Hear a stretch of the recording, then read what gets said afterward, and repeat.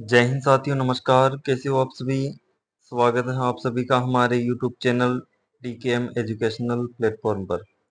साथियों, आशा करता हूँ कि आप निरंतर तैयारी में लगे होंगे और आज की इस क्लास में मैं आपके लिए लेकर आया हूँ राजस्थान जीके की कुछ महत्वपूर्ण प्रश्न। चलिए शुरुआत करते हैं रोजाना की तरह इस क्लास को भी। तो प्रश्न नंबर 1 है, अरावली पर्वतमाला की दूसरी सबसे ऊंची चोटी है। ऑप्शन में क्या दे रखा है? कुंभलगढ़, सेर, अचलगढ़, नागपाड़। तो आपको इस प्रश्न के अंदर बताना है कि अरावली पर्वतमाला है हमारी, उसकी दूसरी सबसे ऊंची चोटी कौन सी है। तो साथियों, इस प्रश्न का जो राइट आंसर हो जाएगा वह हो जाएगा आपका ऑप्शन नंबर बी। कौन सा हो जाएगा? ऑप्शन नंबर बी जो है आपका क्या हो जाएगा? राइट हो जाएगा। अरावली पर्वतमाला की दूसरी सबसे ऊंची चोटी कौन सी है? शेर है। कौन सी है? शेर। कहाँ पर है? सिरोही के अंदर। शेर कहाँ पर हो जाएगी? सिरोही के अंदर हो जाएगी। और इसकी कुल ऊंचाई की बात करें तो 1597 मीटर इसकी कुल ऊंचाई है। इसके अलावा अगर आपसे सबसे ऊंची चोटी पूछ ले तो साथी वो हो जाएगी आपकी गुरु शिखर।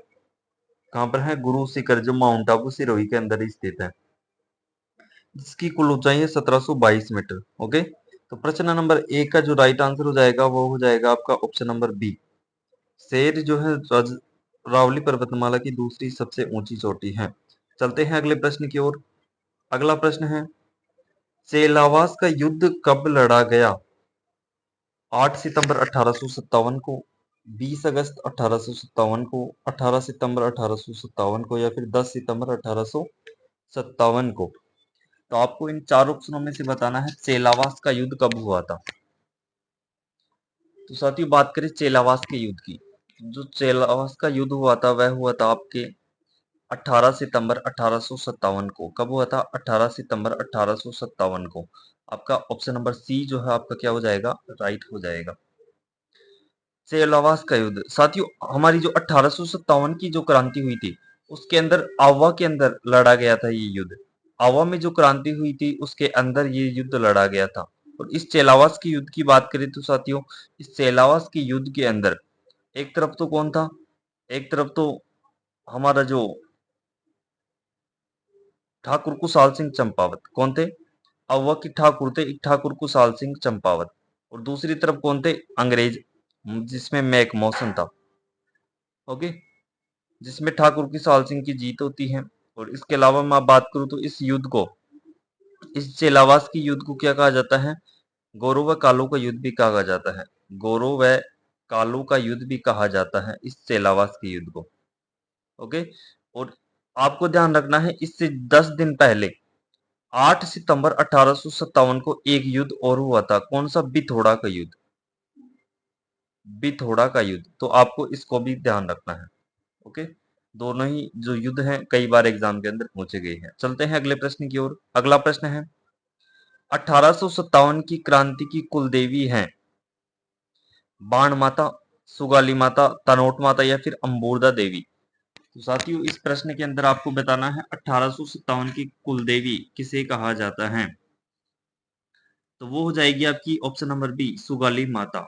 1857 की क्रांति की देवी किसे कहा जाता है? सुगाली माता को कहा जाता है। इसके 10 सिर व 54 हाथ हैं।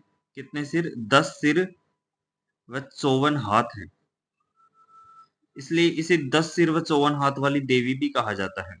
ओके, तो इस प्रश्न का जो राइट आंसर हो जाएगा वह हो जाएगा आपका ऑप्शन नंबर बी, जो आपका क्या हो जाएगा? राइट हो जाएगा। चलते हैं अगले प्रश्न की ओर। अगला प्रश्न है, राजस्थान का स्कॉटलैंड किसे कहा जाता है? सीकर, जयपुर, धौलपुर, या फिर अलवर।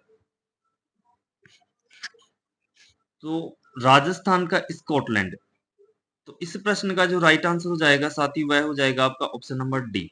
राजस्थान का स्कॉटलैंड किसे कहा जाता है? तो वो कहा जाता है अलवर को। किसे कहा जाता है? अलवर को कहा जाता है राजस्थान का स्कॉटलैंड। क्यों कहा जाता है? क्योंकि अलवर के अंदर सर्वाधिक शराब का उत्पादन होता है। सर्वाधिक शराब का उत्पादन होता है कहां पर? अलवर के अंदर। इसलिए क्या कहा जाता है अलवर को? राजस्थान का स्कॉटलैंड कहा जाता है। ऑप्शन नंबर डी जो आपका क्या हो जाएगा? राइट हो जाएगा। चलते हैं अगले प्रश्न की ओर। अगला प्रश्न है, राजस्थान का सबसे प्राचीनतम उद्योग है सूती वस्त्र उद्योग, सीमेंट उद्योग, चीनी उद्योग या फिर कागज उद्योग। तो इसमें आपको बताना है राजस्थान का सबसे प्राचीनतम उद्योग कौन सा है।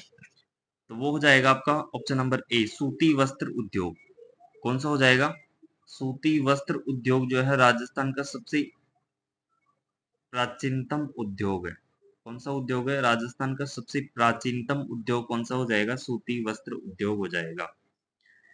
तो क्वेश्चन नंबर 5 का राइट आंसर कौन सा हो जाएगा? ऑप्शन नंबर ए जो है राइट हो जाएगा। चलते हैं अगले प्रश्न की ओर। अगला प्रश्न है, बटनेर का किला निम्नलिखित में से किस जिले में है? इसमें बटनेर दुर्ग के बारे में बताना है जो किस जिले के अंदर स्थित है। ऑप्शन में क्या दे रखा है? हनुमानगढ़, बी में क्या है? जयपुर, सी में है अजमेर या फिर डी में है सीकर। तो इन चार ऑप्शनों में से बताना आपको बटनेर दुर्ग किस जिले के अंदर स्थित है। तो वो हो जाएगा आपका साथियों, इस प्रश्न का जो राइट आंसर हो जाएगा वह हो जाएगा आपका ऑप्शन नंबर ए। कौन सा? ऑप्शन नंबर ए जो है आपका क्या हो जाएगा? राइट हो जाएगा। हनुमानगढ़ जिले के अंदर स्थित है। कहाँ पर स्थित है? बटनेर दुर्ग हनुमानगढ़ जिले के अंदर स्थित है। अगर आपसे पूछ ले कि बटनेर दुर्ग किस नदी के किनारे पर स्थित है, तो वो हो जाएगी आपकी घग्गर नदी। घग्गर नदी के किनारे पर स्थित है हनुमानगढ़ जिले के अंदर बटनेर दुर्ग। इसे उत्तरबड़ किवाड़ के नाम से भी जाना जाता है। इस बटनेर दुर्ग को यहाँ पर सर्वाधिक विदेशी आक्रमण, मुस्लिम आक्रमण हुए थे बटनेर दुर्ग पर। ओके, वो भाटी ने बनवाए थे इस दुर्ग को और यहाँ पर क्या हुए थे? सर्वाधिक मुस्लिम आक्रमण हुए थे और मुस्लिम महिलाओं द्वारा यहाँ पर क्या किया गया था? जल जोहर किया गया था। ओके, अगला प्रश्न है, राजस्थान के किस जिले का आकार सॉरी राजस्थान के किस जिले में आकलवुड जीवाश्म पार्क स्थित है? इस प्रकार से आकलवुड जीवाश्म पार्क, आकल लकड़ी जीवाश्म पार्क स्थित है, यह पूछ रहा है प्रश्न के अंदर। तो इसमें हमें ऑप्शन में क्या दे रखा है? गंगानगर, अलवर, जैसलमेर या फिर चूरू। तो आपको इन चार ऑप्शनों में से बताना है राजस्थान की किस जिले में आकलवुड जीवाश्म पार्क स्थित है। तो इस प्रश्न का राइट आंसर हो जाएगा साथियों ऑप्शन नंबर सी। कौन सा हो जाएगा? ऑप्शन नंबर सी जो है आपका राइट हो जाएगा। जैसलमेर के अंदर है आकलवुड जीवाश्म पार्क। अगला प्रश्न है, हल्दी घाटी हल्दीघाटी के युद्ध के पश्चात महाराणा प्रताप ने निम्नलिखित स्थानों में कहां अपनी राजधानी स्थापित की थी? यानी आपको क्या बताना है? हल्दीघाटी युद्ध के पश्चात महाराणा प्रताप ने कहां पर अपनी राजधानी स्थापित की थी? दिवेर में, खमनौर में, गोगुंदा में या फिर चावंड में। तो ये चार ऑप्शन दे रखे हैं, हमें इन चार ऑप्शनों में से बताना है महाराणा प्रताप ने अपनी राजधानी हल्दीघाटी युद्ध के बाद में कहां पर स्थापित की थी। तो इस प्रश्न का राइट आंसर हो जाएगा, वो हो जाएगा आपका ऑप्शन नंबर डी। कहां पर स्थापित की थी? चावंड के अंदर अपनी राजधानी बनाया था। ओके, तो चलते हैं अगले प्रश्न की ओर। अगला प्रश्न है, रामदेव जी की फड़ रामदेव जी की फड़ का वादन करते समय किस वाद्य यंत्र का प्रयोग किया जाता है? ऑप्शन में क्या दे रखा है हमें? रावण हत्था वाद्य यंत्र, अलगोजा, कामायचा या फिर रवाज। इन चार ऑप्शनों में से बताना है। तो साथियों बात करें क्वेश्चन नंबर 9 के राइट आंसर की, तो इसका जो राइट आंसर हो जाएगा वह हो जाएगा आपका option number A. Ramdev ji की फड़ का वाचन करते समय किस वाद्य यंत्र का प्रयोग किया जाता है? तो वो हो जाएगा आपका रावण हत्था वाद्य यंत्र का। किस वाद्य यंत्र का? रावण हत्था वाद्य यंत्र का प्रयोग किया जाता है। और रावण हत्था वाद्य यंत्र के बारे में आपको ये भी ध्यान रखना है, अर्ध कटे नारियल के समय समान कौन सा वाद्य यंत्र है? अर्ध कटे नारियल के समान कौन सा वाद्य यंत्र है? तो वो कौन सा हो जाएगा आपका? रावण हत्था वाद्य यंत्र।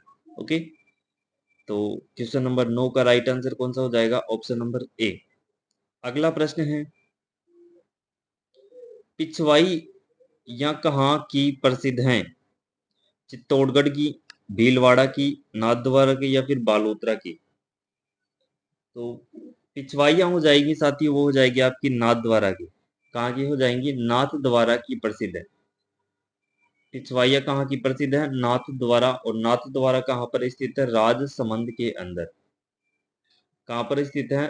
पिछवाइया राजसमंद के अंदर स्थित है। सॉरी, पिछवाइया कहाँ की प्रसिद्ध है? नाथ द्वारा की प्रसिद्ध है। और नाथ द्वारा कहाँ पर है? राजसमंद के अंदर स्थित है। अगला प्रश्न है, परवत्सर पशु मेला किसकी स्मृति में आयोजित किया जाता है? हड़बू जी, रामदेव जी, तेजा जी या फिर गोगा जी? तो आपको क्या बताना है इसके अंदर? जो परबतसर पशु मेला है, परबतसर पहले नागौर के अंदर, लेकिन अब डीडवाना कुचामन के अंदर आ गया है शायद। ओके, तो परबतसर पशु मेला किसकी स्मृति में आयोजित किया जाता है, इसके अंदर ये बताना है आप। तो इस प्रश्न का राइट आंसर हो जाएगा, वह हो जाएगा आपका ऑप्शन नंबर सी। किसकी स्मृति में आयोजित किया जाता है? तेजाजी की स्मृति में। तेजाजी पशु मेला कहाँ पर पड़ता है? परबतसर नागौर के अंदर पड़ता है। ओके, अगला प्रश्न है, राजपूताना की किस राजपूताना की किस राज्य ने सर्वप्रथम अकबर की अधीनता स्वीकार की? बीकानेर रियासत ने, रणथंबोर रियासत ने, आमेर रियासत ने या फिर मारवाड़ रियासत ने? तो इस प्रश्न का राइट आंसर हो जाएगा, वो हो जाएगा आपका आमेर रियासत। ऑप्शन नंबर सी जो है आपका क्या हो जाएगा? राइट हो जाएगा। किस रियासत ने सर्वप्रथम अकबर की अधीनता स्वीकार की थी? तो आमेर रियासत ने सर्वप्रथम मुगलों की अधीनता स्वीकार की थी, अकबर की अधीनता स्वीकार की थी। इसके अलावा साथियों, इस आमेर रियासत के अंदर मानसिंह ने, किसने की थी? मानसिंह, सॉरी मानसिंह, मानसिंह नहीं है, हाँ एक शासक आता है मानसिंह। उस मानसिंह को अकबर का दत्तक पुत्र भी कहा जाता है। क्या कहा जाता है? अकबर का दत्तक पुत्र भी कहा जाता है। ओके, अगला प्रश्न है, नृत्य की किस शैली से दयाराम संबंधित थे? भवाई, गरबा, गेर या फिर घूमर? तो नृत्य की किस शैली से दयाराम संबंधित थी? तो वो हो जाएगा आपका भवाई नृत्य। किस नृत्य से? भवाई नृत्य से संबंधित थे। ऑप्शन नंबर ए आपका राइट हो जाएगा। अगला प्रश्न है, राजस्थान का पर्यटन विभाग ऊंट महोत्सव कहाँ आयोजित करता है? जोधपुर के अंदर, बीकानेर, सॉरी बाड़मेर, जैसलमेर या फिर बीकानेर के अंदर? तो ऊंट महोत्सव कहाँ पर हो जाएगा आपका? बीकानेर के अंदर। कहाँ पर? बीकानेर के अंदर। ऑप्शन नंबर डी आपका क्या हो जाएगा? राइट हो जाएगा। अगला प्रश्न है, किस स्थान को वागड़ का जलियांवाला बाग कहा जाता है? मानगढ़ को, डाबी या फिर दूधवा या फिर घड़साना? तो इन चार ऑप्शनों में से आपको बताना है वागड़ का जलियांवाला बाग किसे कहा जाता है। तो इस प्रश्न का जो राइट आंसर हो जाएगा साथियों, वह हो जाएगा आपका ऑप्शन नंबर ए। कौन सा हो जाएगा? ऑप्शन नंबर ए आपका राइट हो जाएगा। किसे कहा जाता है वागड़ का जलियांवाला बाग हत्याकांड? तो मानगढ़ हत्याकांड को। किसे कहा जाता है? मानगढ़ हत्याकांड को क्या कहा जाता है? राजस्थान का जलियांवाला बाग हत्याकांड कहा जाता है। ओके, और यहाँ पर कब? 17 नवंबर 1913 को, कब? 17 नवंबर 1913 पर भीलों पर अंधाधुंध फायरिंग की गई थी और यहाँ पर लगभग 1500 भील मारे गए थे। इसलिए क्या कहा जाता है? इसे राजस्थान का जलियांवाला बाग हत्याकांड भी कहा जाता है। ओके, और मानगढ़ कहाँ पर है? बांसवाड़ा जिले के अंदर स्थित है मानगढ़ पहाड़ी। तो इस प्रश्न का राइट आंसर कौन सा हो जाएगा? ऑप्शन नंबर ए आपका क्या हो जाएगा? राइट हो जाएगा। तो साथियों, ये थे कुछ महत्वपूर्ण प्रश्न बीएसटी से एग्जाम 2024 के लिए, कुछ महत्वपूर्ण प्रश्न। और आशा करता हूँ कि आपको ये क्लास अच्छी लगेगी होगी। और जो भी विद्यार्थी बीएसटी से एग्जाम 2024 की तैयारी कर रहा है, वह एक बार इस क्लास को जरूर देखे और अंत तक देखे। अंत में कमेंट करके ये जरूर बताएं कि आपकी इन प्रश्नों में से कितने सही हो रही हैं। और मैं आपको बता दूं कि जो भी विद्यार्थी शुरुआत से हमारी क्लासों को देख रहा है, उन क्लासों में से आपको अधिकांश प्रश्न एग्जाम के अंदर मिल जाएंगे।